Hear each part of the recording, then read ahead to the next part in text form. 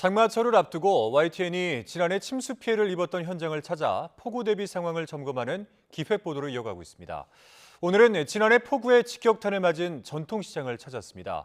시장의 침수 원인은 저지대에 있다는 점이었는데 상인들은 물막이판과 양수기만으로 폭우에 맞서야 한다며 불안해하고 있습니다. 임형준 기자가 현장에 다녀왔습니다. 지난해 8월 서울 남성 사계시장. 성인 가슴 높이까지 빗물이 들어차 걸음을 옮기기조차 힘들 정도입니다. 갑자기 들어찬 빗물에 전체 점포 10곳 중 4곳이 물에 잠겼습니다.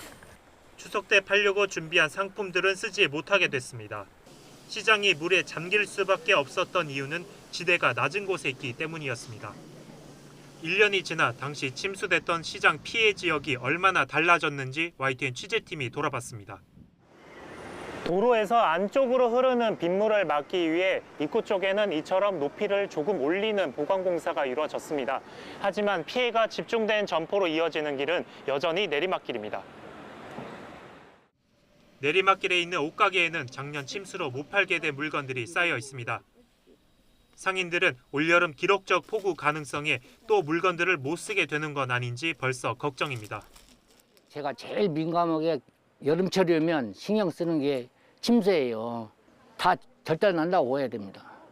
천장이 매달린 것만 살아난 거죠. 지자체인 서울 동작구는 물막이판과 양수기 등으로 폭우에 대비하겠다는 계획입니다. 다음 달까지 전체 135곳 가운데 90% 점포에 물막이판 설치를 완료하고 양수기도 필요할 때 빌려 쓸 수 있도록 2천여 대를 준비했다는 입장입니다. 하지만 상인들은 중요한 건 배수라고 말합니다. 지난해에도 물막이판과 양수기는 있었지만 시간당 141mm의 집중호우를 막진 못했고 가게 안에 있는 배수구에서 물이 역류해버리니 방법이 없었다는 겁니다.